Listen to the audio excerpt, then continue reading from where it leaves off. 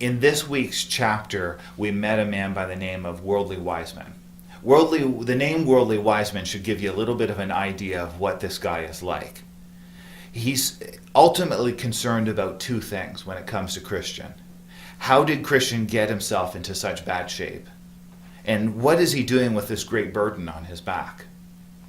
Worldly Wiseman is not concerned for Christian's eternal state, because Worldly Wiseman has made his home entirely here on earth. This is what it's about for him. All he's concerned about is worldly stuff, nothing to do with the eternal stuff. He describes the Christian life that our friend is heading towards, and he uses this phrase, this sentence. He says, "There is not a more dangerous and troublesome way in the world than the way that evangelist has directed Christian." It's an interesting statement because throughout everything Worldly Wiseman says, there's an assumption. An assumption that says that the comfort of this life is what's really important. You'll notice Worldly Wiseman doesn't seem to see any benefit from reading God's Word. It's the thing that he describes as being too high for us, and we should be concerned with the important stuff. Do you get that? This is just too high for us. It's beyond us. We should focus in on what's really important. The stuff of this world. Worldly Wiseman misses the point. Christian, unfortunately, listens to him as Worldly Wiseman offers a form of Christianity with some rules and some morality, but no real salvation.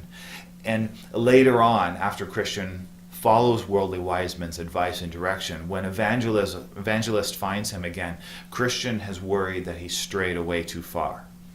Evangelist says this statement, and the first part is really hard to hear, and then the last part is beautiful. He says this: "Your sin is very great, for by it you have committed two evils.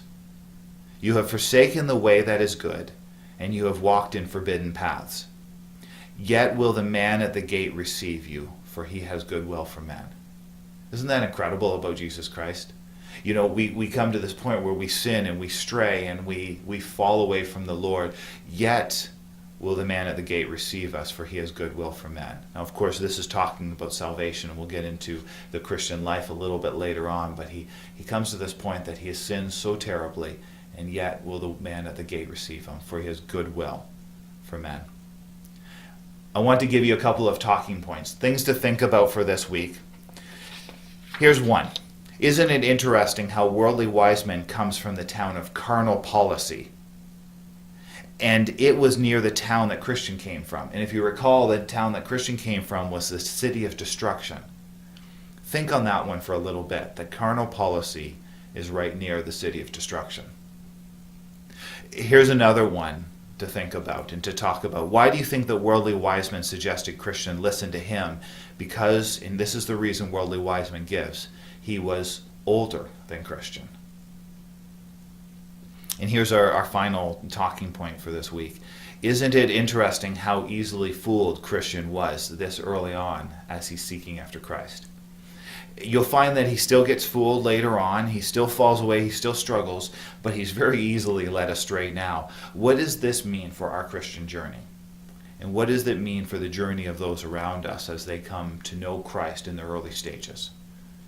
Once again, I encourage you, be challenged by this book and allow God to speak to your heart as you move ahead with this.